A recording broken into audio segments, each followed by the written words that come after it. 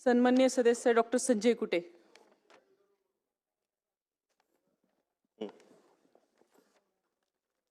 अध्यक्ष महोदय, विरोधी पक्षाकडून हा अंतिम आठवडा प्रस्ताव आलेला अध्यक्ष महोदय,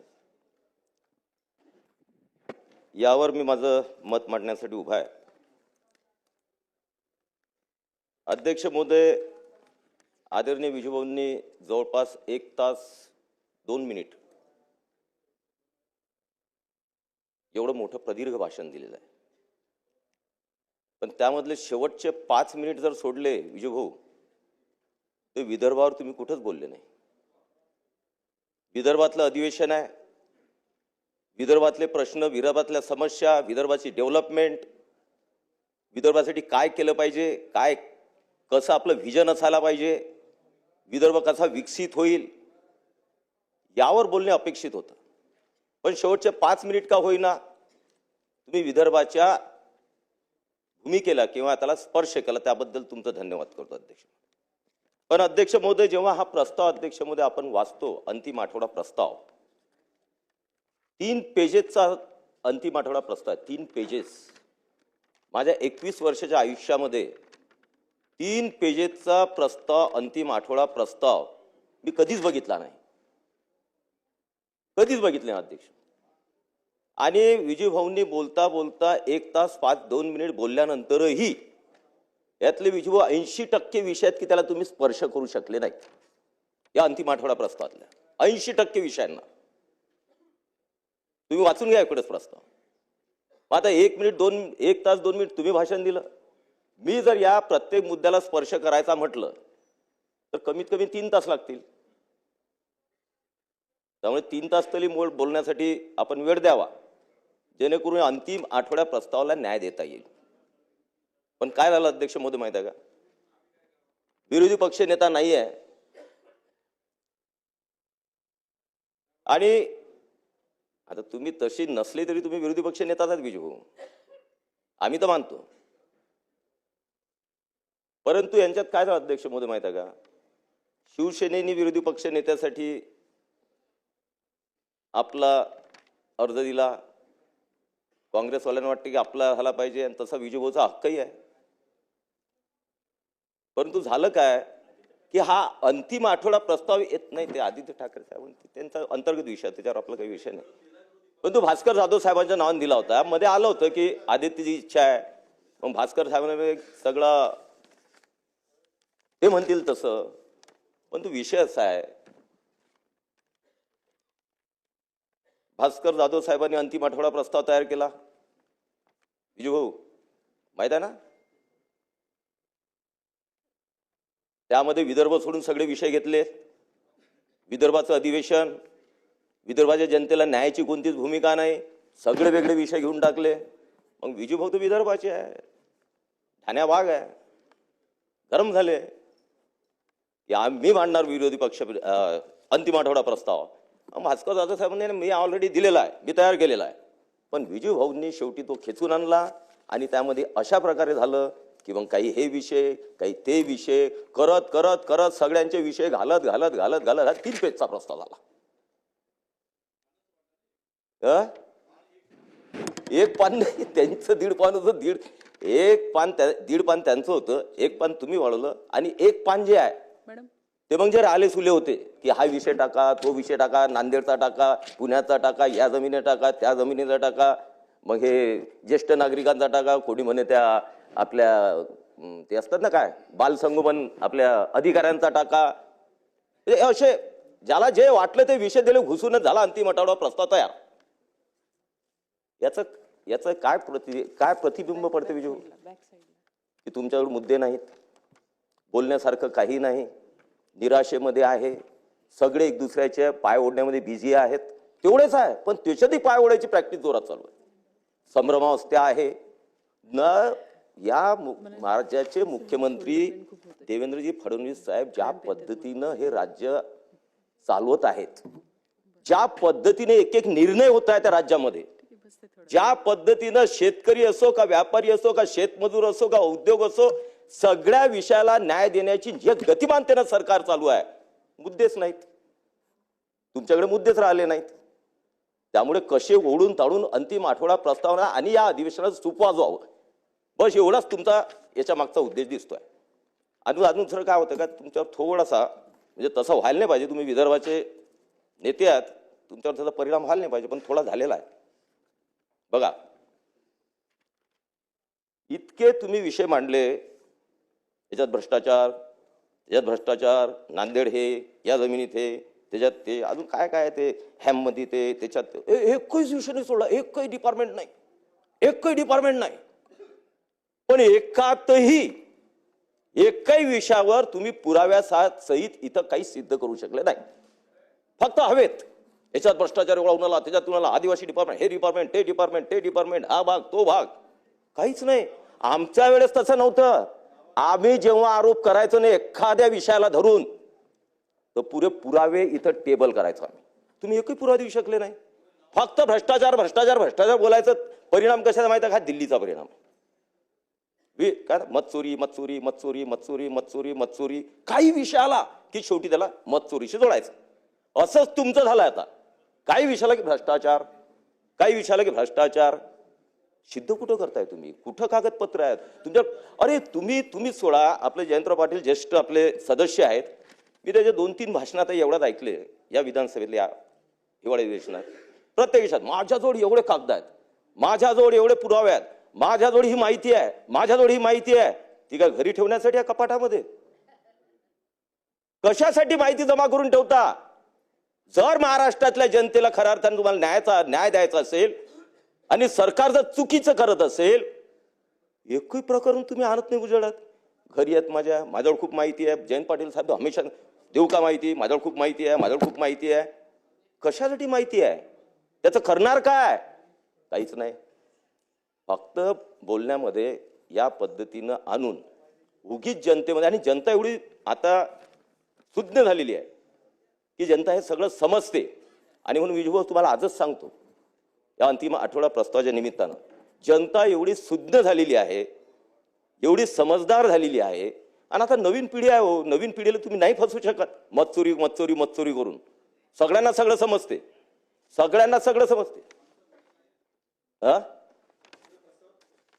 नाही, तुमच्यावर जी छाया पडली वरतून दिल्लीवरून, कसं काय तुमच्यावर छाया पडली? तुमच्यावर पडायला नव्हती माझ्या विदर्भाच्या ढाण्या भागावर. असं कसं चाललंय? आणि प्रस्तावात काय विषय नाही हे काहीच सांगू नका तुम्ही.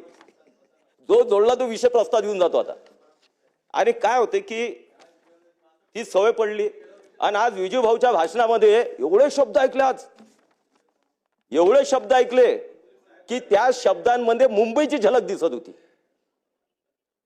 मुंबईचे जे नेते आहेत ना, ज्या पद्धतीनं कोट्या करतात, धन शब्द टाकतात, तसेच शब्द विजूभाऊच्या, म्हणजे 2 नेत्यांची विजूभाऊच्या भाषणावर छाप पडलेली आहे. अध्यक्ष महोदय, बांद्रा ते मला माहित नाही, पण आहे, तुम्हाला माहित आहे, मलाही माहिती आहे. अध्यक्ष महोदय, खरी आवश्यकता, अध्यक्ष महोदय, मी तेच म्हटलं की विदर्भाच्या भूमीमध्ये अधिवेशन असताना, कराराना विदर्भ महाराष्ट्रात आलेला असताना, तुम्ही विदर्भाचं विजन काय आहे तुमच्याकडून? सत्तारूढ म्हणून माननीय देवेंद्रजी ज्या पद्धतीनं एक विजनरी लीडर आहेत आणि ज्या पद्धतीनं विदर्भामध्ये एक प्रकारे प्रत्येक फील्डमध्ये, प्रत्येक क्षेत्रामध्ये एक प्रोग्रेसिव्ह विजन मांडलं जातं. रोज बघा तुम्ही कार्यक्रमाने, रोज बघा विजन आणि रोज बघा डेव्हलपमेंटचे जे नवीन कीर्तिमान स्थापित होत आहेत. पण अध्यक्षामध्ये विरोधी पक्षाची भूमिका विदर्भातल्या विशेषतः ही असायला पाहिजे होती की या व्यतिरिक्त विदर्भाच्या ह्या गोष्टीमध्ये आमचं विजन काय आहे, काय काय करायला पाहिजे विदर्भासाठी, विदर्भ हा महाराष्ट्रामध्ये सक्षम कसा होईल, या दृष्टिकोनातून काय काय उपाय, काय कमतरता आहे, कोणत्या क्षेत्रामध्ये आहे, हे काहीच नाही. मग आले कुठं? कायदा सुव्यवस्था. आणि विरोधी पक्षाचा आतापर्यंत प्रस्ताव आपण जर इतिहासात पाहिला तर अंतिम आठवडा प्रस्ताव हा कायदा सुव्यवस्था आणि भ्रष्टाचाराचे 1-2 प्रकरण याच्या व्यतिरिक्त नसतोच. परंतु यामध्ये एवढे विषय घेतलेले आहेत की या अंतिम आठवडा प्रस्तावावर माननीय मुख्यमंत्री महोदय जेव्हा उत्तर देतील, त्यामुळे कोणत्याच विषयाला उत्तर देण्याची आवश्यकताच नाही आहे. मी तेच मी त्यांना सांगणार आहे की उत्तर देण्याची आवश्यकताच नाही आहे. फक्त उत्तर त्यांनी एवढंच द्यावं की जे व्हिजन या विदर्भासाठी त्यांनी तयार केलेलं आहे, जे आता औद्योगिक व्हिजन जे आहे, औद्योगिक डॉक्युमेंट जे आता 2 दिवसापूर्वी उद्योगाचं धोरण जे जाहीर झालं किंवा काही पेपरमध्ये आलं, अजून धोरण ऑफिशियली जाहीर झालं की मला माहित नाही, पण उद्योगाचं धोरण जे जाहीर झालं त्यावर जरी मुख्यमंत्री महोदय बोलले तरी विदर्भातल्या लोकांना 100% न्याय मिळाल्याचं समाधान होईल. अध्यक्ष महोदय, शेतीचे विषय अध्यक्ष महोदय या प्रस्तावामध्ये आहेत. मला माहिती आहे अध्यक्ष महोदय की या वर्षी महाराष्ट्रात मोठ्या प्रमाणात शेतकऱ्यांचं नुकसान झालं अध्यक्ष महोदय, अतिवृष्टीमुळे झालं अध्यक्ष महोदय, आणि त्यामुळे अक्षरशः हजार लाखो हेक्टर जमीन ही अध्यक्ष महोदय पाण्याखाली गेली, खरडून गेली, पिकं डुबले, धानाचे पिकं डुबले, सोयाबीन खराब झाली, फळबागा नष्ट झाल्या, खराब झाल्या अध्यक्ष महोदय. आणि म्हणूनच अध्यक्ष महोदय हे सरकार जे 2014 पासून आपण मधले 2.5 वर्ष जर सोडले तर 2014 पासून अध्यक्ष महोदय तेव्हा देवेंद्रजी मुख्यमंत्री होते, मध्ये 2.5 वर्ष सोडल्याने एकनाथ शिंदे साहेब मुख्यमंत्री होते ना, आता देवेंद्रजी अध्यक्ष. या कार्यकाळामध्ये जे जे नुकसान शेतकऱ्यांचं झालं, नुकसान खूप मोठं असतं अध्यक्ष महोदय, तेवढं कोणतंच सरकार देऊ शकत नाही, सगळ्यांना समजतं अध्यक्ष महोदय. परंतु त्यातही जर आपण मागच्या सरकारांचा कार्यकाळ आणि मधल्या 2.5 वर्षाचा उद्धवजीचा कार्यकाळ आणि या सरकारचा कार्यकाळ काढला तर कितीतरी पटीनं मोठ्या प्रमाणामध्ये नुकसान भरपाई देण्याचं काम राज्य शासनाने केलं अध्यक्ष महोदय. 31,000 कोटी अध्यक्ष महोदय हे पॅकेज जे अध्यक्ष महोदय महाराष्ट्राच्या अतिवृष्टीत दिलं अध्यक्ष महोदय, त्यातले जवळपास 13-14 हजार कोटी अध्यक्ष महोदय शेतकऱ्यांच्या खात्यामध्ये जमा झालेले आहेत. तुम्ही शेतकऱ्यांशी टचमध्येच नाही आहे. तुमचा प्रॉब्लेम हा येऊन आला की तुम्ही जमिनीवर लोकांशी तुमचा संवाद नाही आहे आणि त्यामुळे तुम्हाला काहीच माहित नाही जमिनीवर काय चाललं, काय घडते आहे, लोक काय विचार करताय, याच्यापासून तुम्ही कटलेले लोक झालेले आहेत. आणि त्यामुळेच तुम्हाला आजच सांगतो की ज्या मागच्या ज्या नगर परिषद झाल्या ना भास्कररावजी, नगर परिषद झाल्या ना, आता काही राहिलं थोडाफार, 70 ते 80% नगर परिषद ह्या महायुतीच्या येणार आहेत. मग तुम्ही मतचोरी नंतर म्हणू नका, तुम्ही लोकांसोबत कटून गेले ना, ते सांगू नका. नाही आता तुम्ही काय बरं एका ठिकाणी तुम्ही राव पकडून दिलं नाही, फक्त हवेतल्या गप्पा करायच्या, त्याला काय अर्थ नाही ना. तेच तुमचं तसंच होऊन आलं, ते वीज मतचोरी मतचोरी, भ्रष्टाचार भ्रष्टाचार, पैसा पैसा पैसा वाटप. अध्यक्ष महोदय यातल्या 2-3 गोष्टी शेतकऱ्याच्या अतिशय महत्वाच्या अध्यक्ष महोदय. मलाही जाणवते अध्यक्ष महोदय की सोयाबीनचा जो सध्या अध्यक्ष महोदय हमीभावानं आपण खरेदी करतो अध्यक्ष महोदय, यापूर्वी आपण मागच्या वर्षी देशामधली सगळ्यात जास्त सोयाबीन हे महाराष्ट्र शासनाने खरेदी केली होती अध्यक्ष, महाराष्ट्रात खरेदी झाली 11,25,000 अध्यक्ष महोदय. याही वर्षी मोठ्या प्रमाणात होईल, कारण अध्यक्ष महोदय फक्त ज्या 2-3 गोष्टी आता आम्ही इथं अधिवेशनात असल्यानं कानावर येतात अध्यक्ष महोदय, की थोडीफार माती लागलेली आहे, थोडाफार डिस्कलर आहे, तर ती सोयाबीन नाकारल्या जाते अध्यक्ष महोदय. आणि त्यामुळे शेतकऱ्यांना तिथं केंद्रावर गाड्या नेलेल्या अध्यक्ष महोदय वापस न्यावं लागतं. आणि कधी कधी तर असं होते आहे की संस्था खरेदी करते अध्यक्ष महोदय, पण तू गोडाऊनहून नाफेड वापस पाठवते. मला वाटते हे शेतकऱ्यांसोबत अतिशय दुःखदायक विषय अध्यक्ष महोदय. आणि म्हणून अध्यक्ष महोदय शासनाने अध्यक्ष मुख्यमंत्री महोदय त्यात लक्ष घालून आहेत, आणि म्हणून कमीत कमी संवेदनशीलतेने त्या अधिकाऱ्यांनी थोडंफार इकडे तिकडे असलं तरी शेतकऱ्यांना न्याय देण्याच्या भूमिकेने सोयाबीन खरेदी करावी, चांगल्या प्रकारे करावी, ही एवढी मागणी माझी अध्यक्ष महोदय राहणार आहे. आणि कापसाची अध्यक्ष महोदय, कापूस सुद्धा आता खरेदी केंद्राजवळ, पण ते वाढवण्याची आवश्यकता अध्यक्ष महोदय, कापूस खरेदी केंद्र. आणि आज जो मार्केटमधला भाव बाजार त्यापेक्षा आता हमी भावाचे केंद्रामध्ये जास्त भाव असल्यामुळे शेतकऱ्या, आणि मला विजय पटलंच नाही की सोयाबीन आणि आता शेतकऱ्यांजवळ राहिलंच नाही, व्यापाऱ्यांकडे आहे सोयाबीन कापूस, आता शेतकऱ्यांकडे राहील. मग इथं मागणी का करता तुम्ही जर शेतकऱ्यांकडे सोयाबीन नाही आहे तर? इथं जर तुम्ही म्हणता की शेतकऱ्यांकडे सोयाबीन राहिलंच नाही, आता तुम्ही जे कापसाचे निर्णय घेताय 23 क्विंटल वगैरे वगैरे, तर ते आता व्यापाऱ्यांच्या फायद्यासाठी आहे, असं जर तुमचं म्हणणं असेल तर मग इथं बोलायचं कामच येत नाही अध्यक्ष महोदय. शेतकऱ्यांकडे अजूनही कापूस आहे, सोयाबीन आहे अध्यक्ष महोदय. आणि आजकाल शेतकरी अध्यक्ष महोदय थोडी कड सहन करून आपल्या घरामध्ये साठवण्याचा प्रयत्न करतात 2 रुपये शिल्लक मिळवण्यासाठी.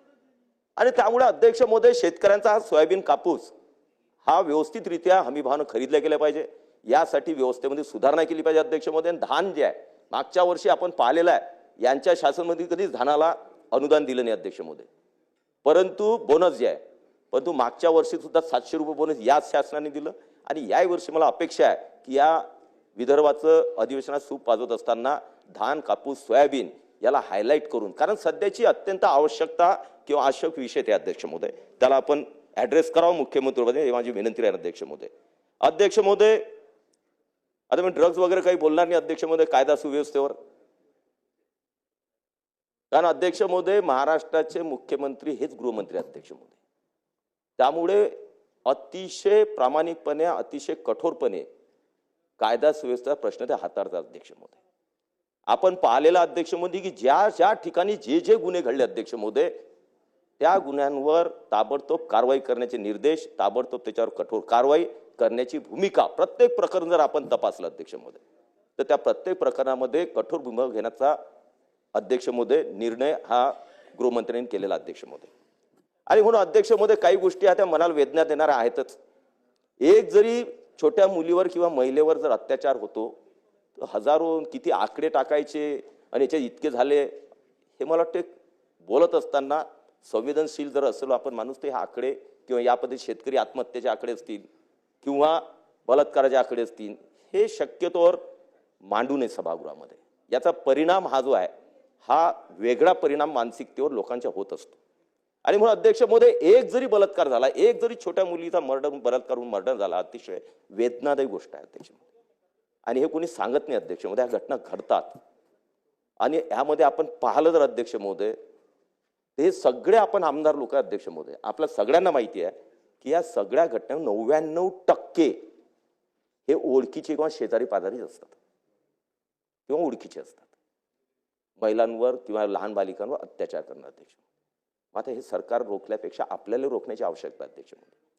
काहीतरी अध्यक्ष महोदय प्रबोधन करण्याची आवश्यकता आहे, संस्कार करण्याची आवश्यकता आहे.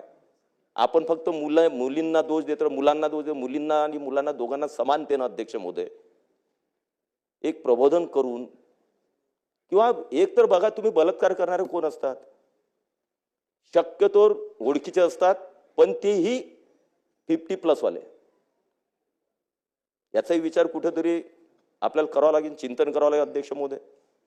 आणि म्हणून ह्या अशा घटना घडताना ज्या वेदना होतात अध्यक्ष, त्या अतिशय तीव्र असायला पाहिजेत. परंतु यामध्ये काय उपाययोजना केला जाईल, की ते रोखण्यासाठी काय केलं जाईल, कशी आपली संस्कृती, कशी आपल्या परंपरा, संस्कार घरातले. आता घरामध्ये चांगले संस्कार आई वडील करत नाहीत का अध्यक्ष? करतात. सगळ्यांनाच वाटते आपले मुलं चांगले राहिले पाहिजे, मुलगी चांगली राहिली पाहिजे. परंतु आज जे बाह्य जग अध्यक्ष महोदय, त्यामध्ये मोबाईलचा अतिशय मोठ्या प्रमाणात वापर, अतिरेकी वापर.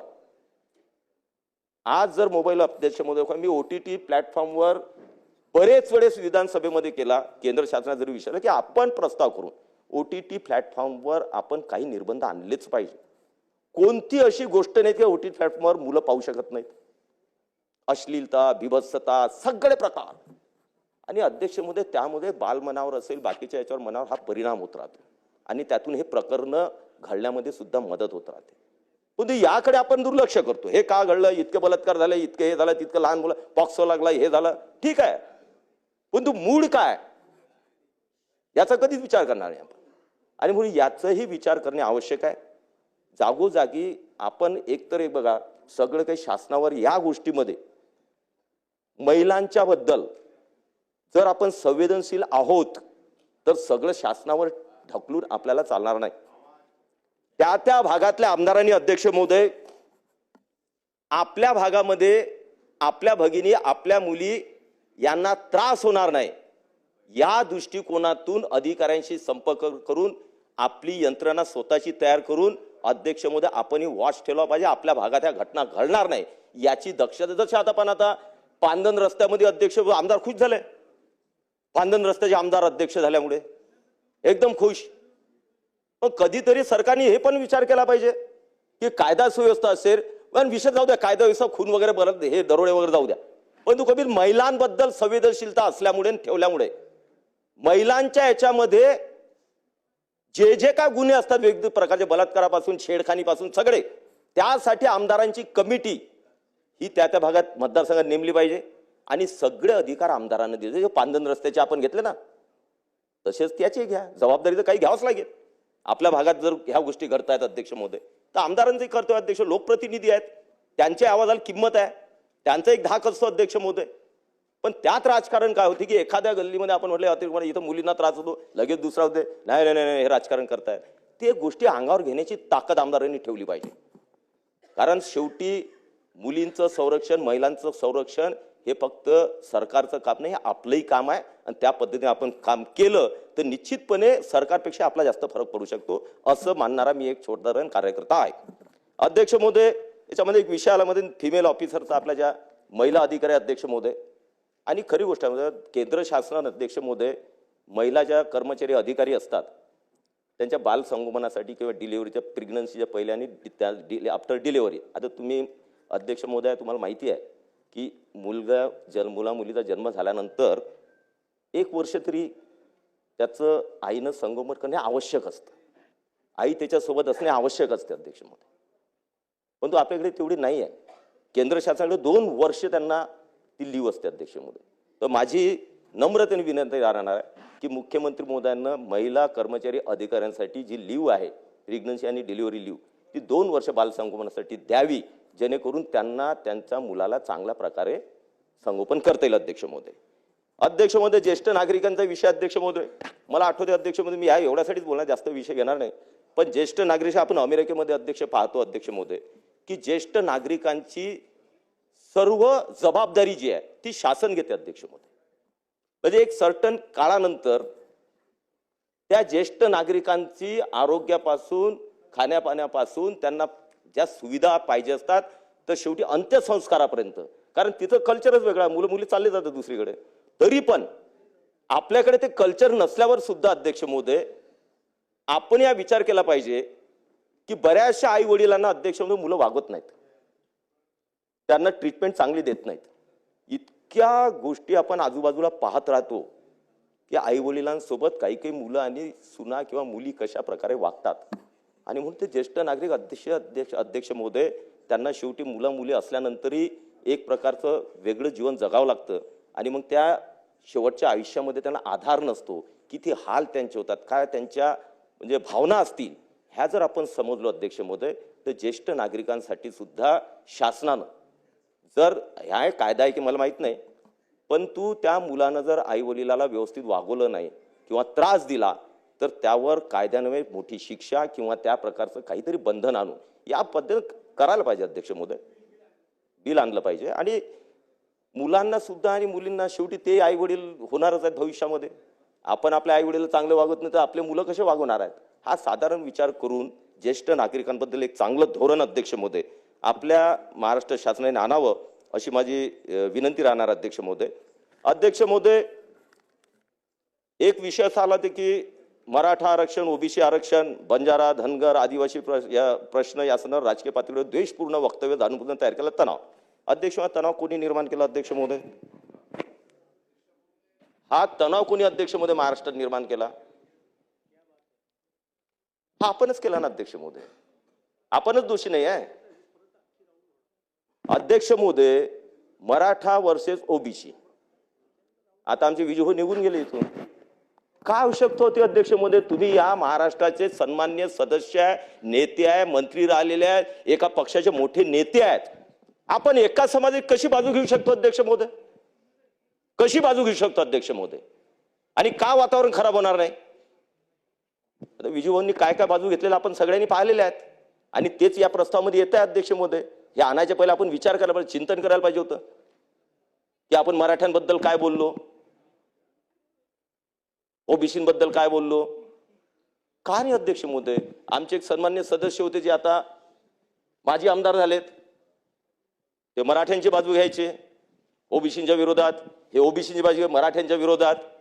आपणच राजकीय नेते अध्यक्ष महोदय एका एका समाजाचे हे पकडून त्या समाजाचं नेतृत्व करण्याचा प्रयत्नामध्ये आपणच तर तणाव निर्माण करू.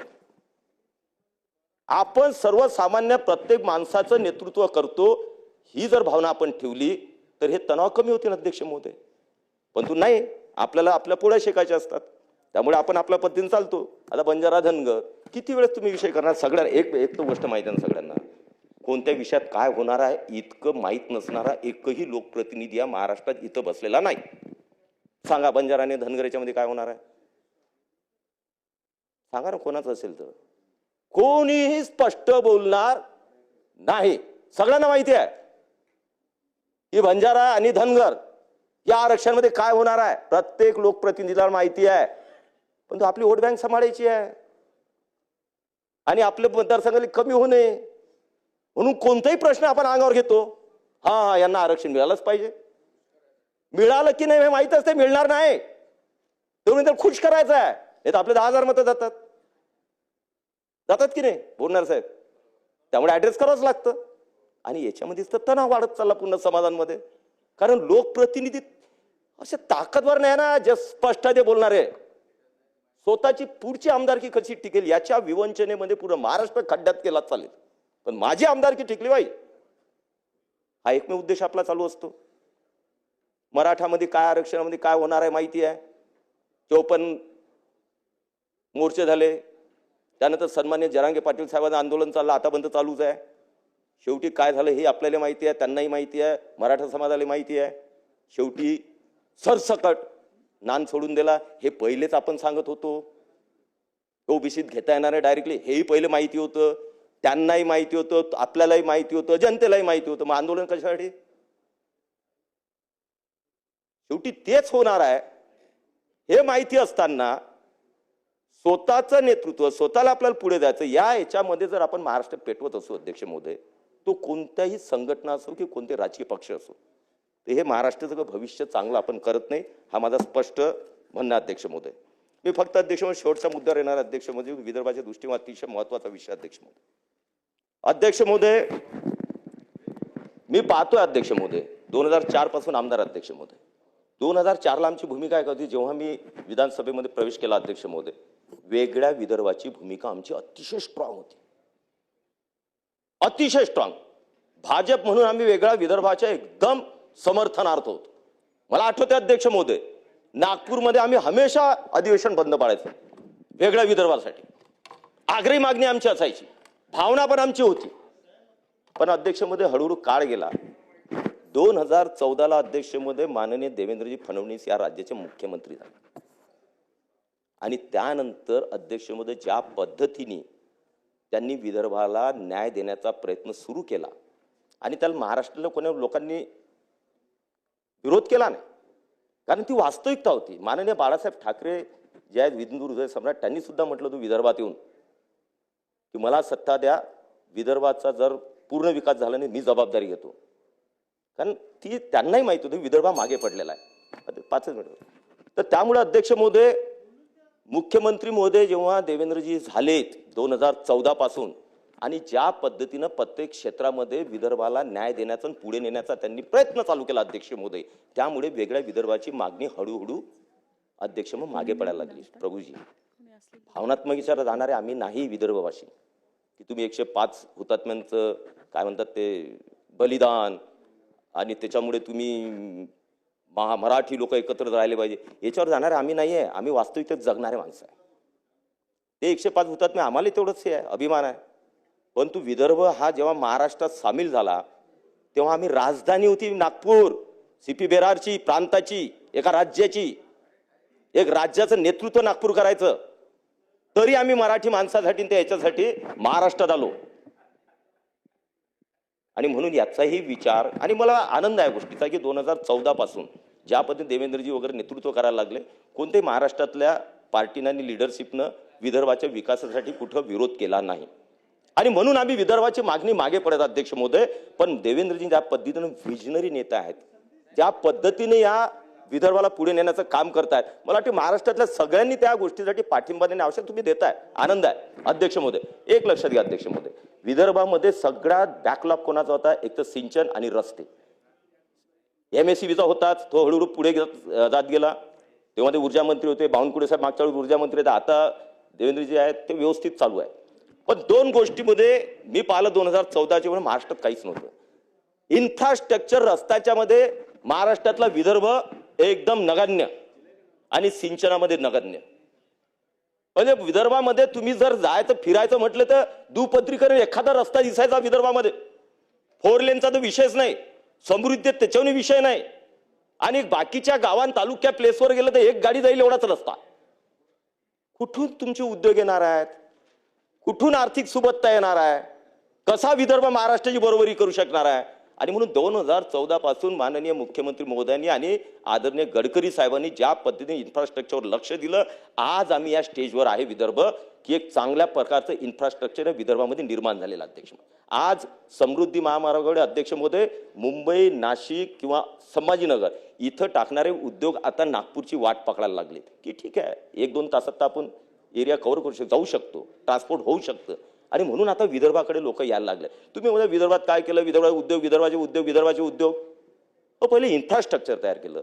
सिंचन आज ते त्यांच्या भाषणात सांगतील की इतक्या मोठ्या प्रमाणात सुप्रमा दिल्या की विदर्भातले सगळे सिंचन प्रकल्प गतिमान.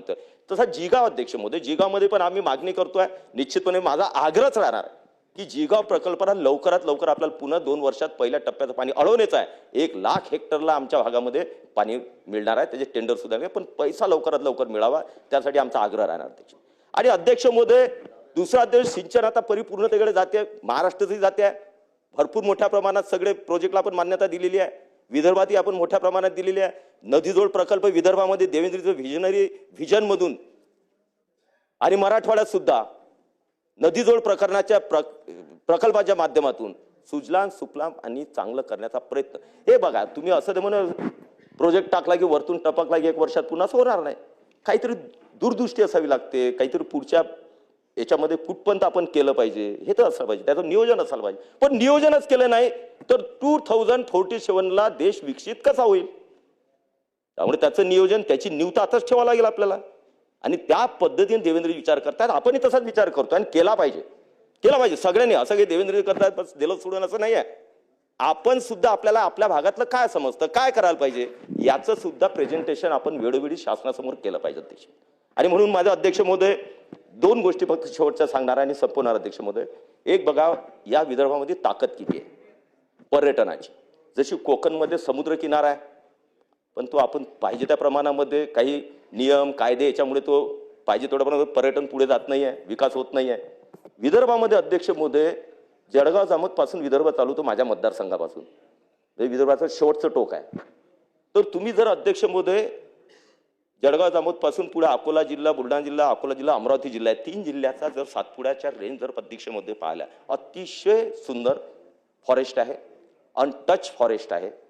आणि त्यामुळे तिथं आता टायगर मोठ्या प्रमाणात, बिबट आहेत, बाकीचे प्राणी आहेत, पक्षी आहेत, वेगवेगळ्या प्रजाती आहेत पक्ष्यांच्या, आणि अतिशय सुंदर असं जंगल अध्यक्ष महोदय. आणि म्हणून आम्ही संकल्पना अध्यक्ष महोदय करतो आणि मुख्यमंत्री महोदयाला विनंती राहणार, आम्ही काही दिवसामध्ये प्रेझेंटेशन सुद्धा आम्ही देणार आहे की जळगाव जामोद पासून अध्यक्ष महोदय धारणीपर्यंत एक 100-125 किलोमीटरचा कॅरिडॉर जो आहे पर्यटनाचा, म्हणजे सफारीचा, तो जर निर्माण केला, त्याला 4 ठिकाणून जर एक्झिट आणि एंट्री दिल्या, ज्याचा प्रोजेक्ट आता बनतोय, तर अध्यक्ष महोदय पर्यटनामध्ये जसं ताडोबा आणि इकडे पूर्व विदर्भामध्ये झालं त्याचप्रमाणे पश्चिम विदर्भाचे 3 जिल्हे पर्यटन येऊ शकतात. आध्यात्मिक पर्यटन गजानन महाराज संस्थान आहे, कोराडीचं आता बावनकुळे साहेबांनी मोठ्या प्रमाणात केलं. एक काय असते की पर्यटनावर सुद्धा खूप अर्थकारण फिरतं आणि म्हणून यालाही चालना देणे. आणि त्याचबरोबर शेवटचा विषय अध्यक्ष महोदय की या विदर्भामध्ये आता सगळे इन्फ्रास्ट्रक्चर सगळ्या गोष्टी आता व्यवस्थित होत असताना आता जर आपण उद्योग आणू शकलो नाही पुढच्या 4-6 वर्षात तर मग आपण दोषी आहे. आणि म्हणून आता उद्योग क्रांती ह्या विदर्भात होणे आवश्यकच आहे. आता विजूभाई म्हणत की काय आम्ही पुण्याला मुंबईला इकडेच आमच्या मुलांनी जावं काय, पण मी तर माझंही म्हणणं अध्यक्ष महोदय की आपल्या मुलांनी अमेरिकेतही जावं, युरोपमध्ये बी जावं, देशात कुठेही जावं, पण तो काही वर्ग आहे की तो त्या तालुक्यामध्ये त्या जिल्ह्यामध्ये जो शेतकऱ्यांचे मुलं आहेत त्यांना तिथं आपली शेती करत बाकी त्यांच्यासाठी सुद्धा छोट्या मोठ्या इंडस्ट्री त्यांनाही रोजगार तिथं जागेवर मिळाला पाहिजे, हा सुद्धा दृष्टिकोन ठेवला पाहिजे. बाकीचे उच्च शिक्षक ज्यांना वाटलं अमेरिकेत जाय, युरोपमध्ये जायचं आहे, देशात कुठं करायचं जाऊ शकतात, पण ज्यांना असं वाटेल आपला भूभाग, आपली शेती आहे, आपली छोटा मोठा धंदा आहे, आपल्याला तिथंच नोकरी मिळत, त्यांच्यासाठी औद्योगिक धोरण. आणि मला आनंद अध्यक्ष 3 दिवसापूर्वी पेपरमध्ये औद्योगिक धोरण वाचलं. आता ते डिक्लेअर झाले की मला माहित नाही की पेपरमध्ये लीक झाला, आय डोंट नो. परंतु आदरणीय मुख्यमंत्री महोदय इतक्या प्रामाणिकतेने ते धोरण आणतायत. जर तुम्ही धोरण बघितलं तर मला वाटतं की येणाऱ्या 60 वर्षामध्ये म्हणजे 2030-31 पर्यंत विदर्भ, मी आता बाकीच्या रिजनवर एवढ्यासाठी बोलतो, फक्त विदर्भावर बोलतोय, बाकी तर तुम्हाला माहिती आहे आणि बाकी मी बोलतो, पण विदर्भ हा औद्योगिक याच्यात पुढे जाणार अध्यक्ष महोदय. बस शेवटचे एकच मिनिट. अध्यक्ष महोदय 12 डिस्ट्रिक्ट जे आहेत ते अविकसित आहेत, ज्यांच्याकडे उद्योगाचा नावाचा विषयच नाही. त्यामुळे बुलढाणा आहे, अकोला, वाशिम आहे, यवतमाळ आहे, ते डिस्ट्रिक्ट या औद्योगिक धोरणामध्ये आहेत की ज्यामध्ये छोटे मोठे उद्योग प्रस्थापित करून त्या भागात रोजगार निर्मिती होणे. आणि माझी एवढीच विनंती राहणार अध्यक्ष महोदय की यामध्ये इन्सेंटिव्ह देत असताना औद्योगिक धोरणामध्ये सगळ्यात मोठा इन्सेंटिव्ह हा लागेल. आणि मेनता पश्चिम विदर्भामध्ये की ज्या E-क्लासच्या जमिनी आहेत, ज्या शासनाच्या आहेत, कारण कोणताही उद्योग छोटा मोठा यायचा म्हटला तर जमीन घेणे आणि मोठ्या प्रमाणात गुंतवणूक करणे शक्य होणार नाही, त्यामुळे या भागात येणार नाही. तर ह्या E-क्लासच्या आणि शासकीय जमिनी लीज तत्वावर या उद्योगांसाठी जर दिल्या तर पश्चिम विदर्भात मोठ्या प्रमाणात उद्योग येतील, विदर्भातील उद्योग येतील. आणि गडचिरोली सारखं ज्या पद्धतीने मुख्यमंत्र्यांनी गडचिरोलीला एक मोठ्या स्टेजवर नेलं त्याचप्रमाणे बाकीचे 10 डिस्ट्रिक्ट जातील, त्यासाठी त्यांनी प्रयत्न करावे एवढीच विनंती करतो. आणि एक महाराष्ट्र पुढे जात असताना विदर्भ सुद्धा आता मागे राहत नाही देवेंद्र नेतृत्वामध्ये, याचा आम्हाला अभिमान आहे. जय हिंद, जय महाराष्ट्र. सन्माननीय सदस्य